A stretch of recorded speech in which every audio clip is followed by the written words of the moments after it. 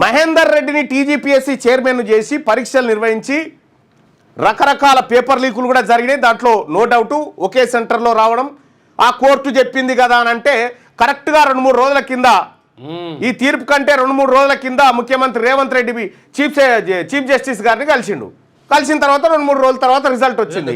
ఇంకా దానికి సంబంధించినటువంటి ఒక టీజీపీఎస్సీ మెంబర్గా మొన్న రిక్రూట్ అయినటువంటి రెడ్డి గారు ఏది ముందే కూసింది అన్నట్టుగా ఇది క్లియరెన్స్ రాబోతుంది, ఇక నెక్స్ట్ గ్రూప్ 2 గ్రూప్ 3 ఉంది అని చెప్పి ముందే చెప్పేసింది, జడ్జిమెంట్ కంటే ముందే. దాని ఆధారం కావాలని చెప్తా చూడు. వీళ్ళకి ఎట్లా తెలుస్తా ఉంది ఇదంతా? జడ్జిమెంట్ ఏదొస్తుందో కూడా నిర్ణయం చేస్తున్నారు వాళ్ళే, ముందే తెలుస్తుంది. ఎట్లా సాధ్యమవుతుంది వీళ్ళకు?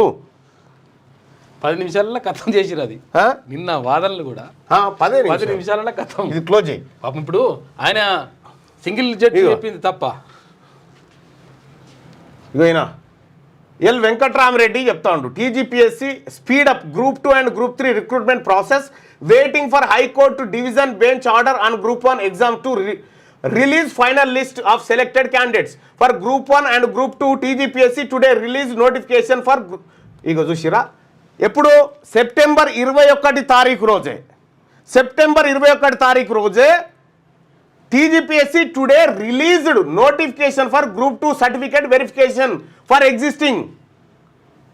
వీళ్ళకి ముందే ఎట్లా తెలిసింది ఈ తీర్పు వస్తుందని? గ్రూప్ 1 రద్దు తీర్పు సస్పెండ్, హైకోర్టులో టీజీపీఎస్సీ ర్యాంకర్లో కూరట. ఎల్ వెంకట్రామరెడ్డి గారు ఇది పెట్టినని సోషల్ మీడియాలో అంటే ఇప్పుడు తుది తీర్పులకు లోబడి అంటున్నారు. తుది తీర్పు ఏమొస్తుందో, తుది తీర్పు వస్తేంది రాకపోతే ఆల్రెడీ రిక్రూట్మెంట్ జరిగిపోయిన తర్వాత ఈ గ్రూప్ 1 ఉద్యోగాల్లో దొంగతనంగా మన బీసీల తలెల కాడికే నెత్తుకపోయిన ఉద్యోగాలు 78, ఎస్సీ ఎస్టీల కాడికే నెత్తుకపోయిన ఉద్యోగాలు 6. ఎవరి సొమ్ము ఎవరు తింటున్నట్టు తెలంగాణ రాష్ట్రంలో చెప్పురి. నేను ఒక గతంలో ఒక మాట అంటే మాట్లాడిరు కదా, తెలంగాణలో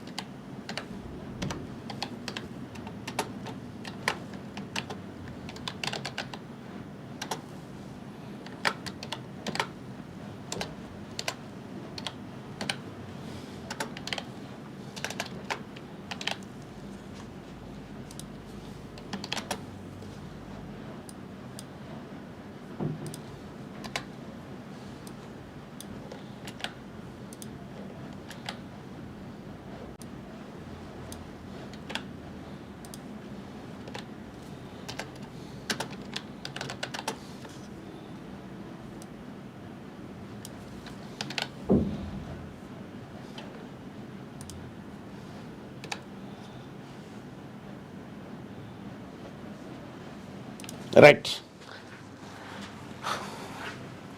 తెలంగాణలో ఎవరి సొమ్ము ఎవరు తింటున్నారు?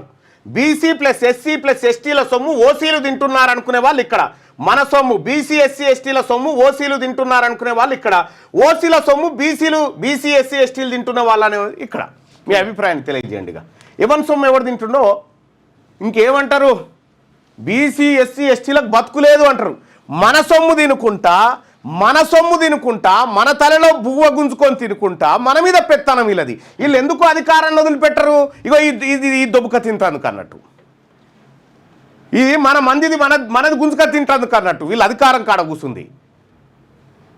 ఇలా ఎన్ని ఉద్యోగాలు బీసీలకు రావాల్సిన ఉద్యోగాలు తెలంగాణలో ఎవరి సొమ్ము ఎవరు తింటున్నారు? ఓటింగ్లో పాల్గొనండి దయచేసి. లైవ్ చూస్తున్నటువంటి మిత్రులారా ఓటింగ్లో పాల్గొనండి. ఇది మనది, మన బతుకు.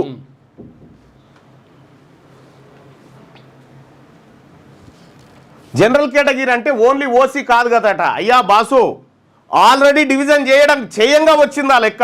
ఓన్లీ జనరల్ కేటగిరీలో సీటు కొట్టినటువంటి బీసీలను తెచ్చి బీసీ కేటగిరీలో కలిపే చెప్పిన లెక్క. అది మీకు ఆ క్లారిటీ తర్వాత ఇప్పుడు మనము ఉద్యోగాలు వచ్చిన అందరూ మొత్తం 563లో మొత్తం బీసీల సంఖ్యనే గది, అది మొత్తం ఓసీల సంఖ్యనే గది. అది వేరు చేయగా తేలిన లెక్క. ప్రత్యేకంగా జనరల్ కేటగిరీ కాదు, జనరల్ అంటే అందరు కలిసి అందరిది కాదు. ఇది మొత్తం క్లియర్ గా అంటే ఎవరి సొమ్ము ఎవరు తింటున్నాడు ఇప్పుడు దీన్ని బట్టి చెప్పండి, కామెంట్ లో కూడా చెప్పండి. ఎవరి సొమ్ము తెలంగాణ రాష్ట్రంలో ఎవరి సొమ్ము ఎవరు దీన్ని బతుకుతుండు? తెలంగాణ రాష్ట్రంలో బీసీలకు ఉండాల్సినటువంటి భూములను ఎవరి దగ్గర పెట్టుకొని బతుండు? తెలంగాణ రాష్ట్రంలో బీసీల చేతిలో ఉండాల్సినటువంటి రాజకీయ వాటా ఎవరి దగ్గర ఉంది? ఇప్పుడు మా సొమ్ము మీరు తినుకుంటా మాకేదో బిచ్చం వేసినట్టుగా మీకిస్తాం నువ్వేంది ఇచ్చేది లొటపీసు? ఓలో తెలంగాణలో ఎవరు సొమ్ము ఎవరు తింటున్నారు? బీసీ ప్లస్ ఎస్సీ ప్లస్ ఎస్టీల సొమ్ము ఓసీలు తింటున్నారు అనుకునే వాళ్ళు ఇక్కడ, ఓసీల సొమ్ము బీసీలు ఎస్సీలు ఎస్టీలు తింటున్నారు అనుకునే వాళ్ళు ఇక్కడ.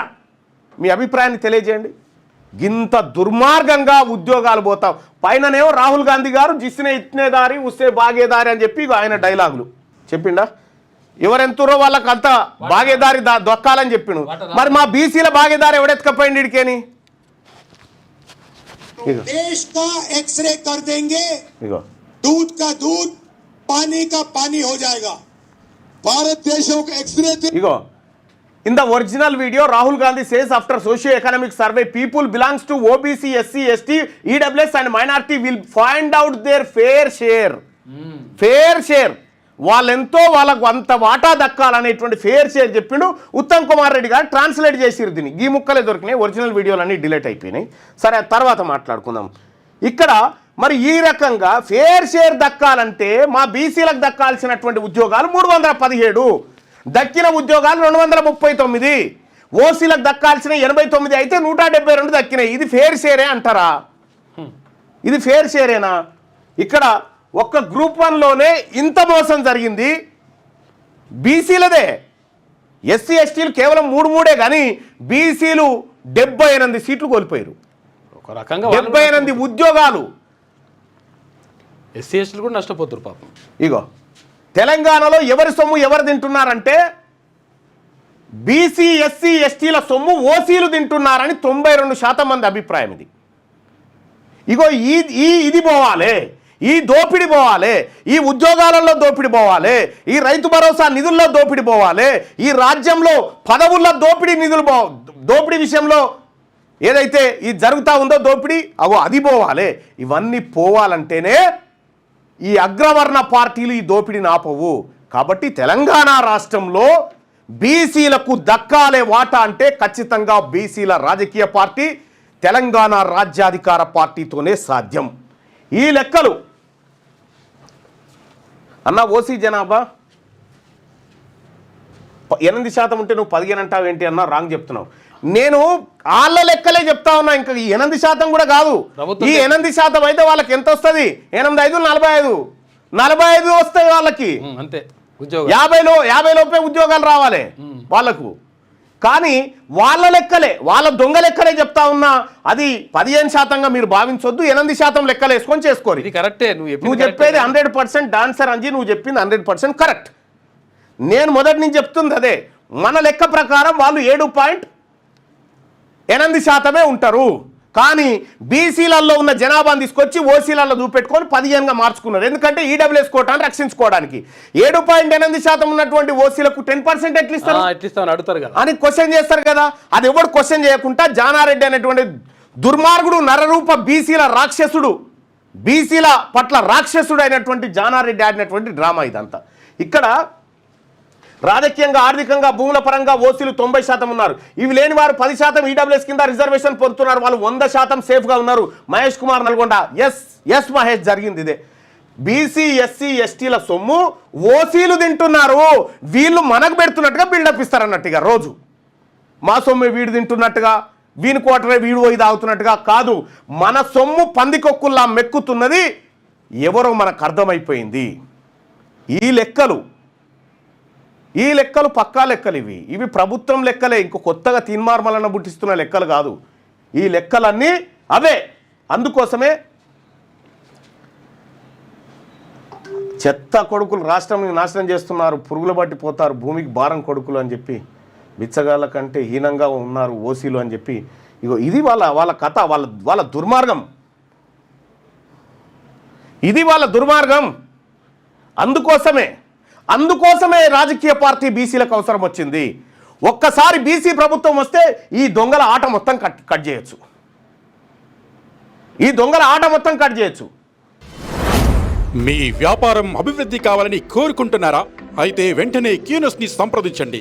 Schools, colleges, banks, shops, office promotions, land promotions, political promotions, restaurant promotions, hospital promotions, పుట్టినరోజు వేడుకలు, శుభకార్యాలు, వ్యాపారాలు ఏవైనా, సందర్భం ఏదైనా ఇప్పుడే క్యూనస్ ద్వారా తెలియజేయండి. మీ వ్యాపారాన్ని అభివృద్ధి చేసుకోండి.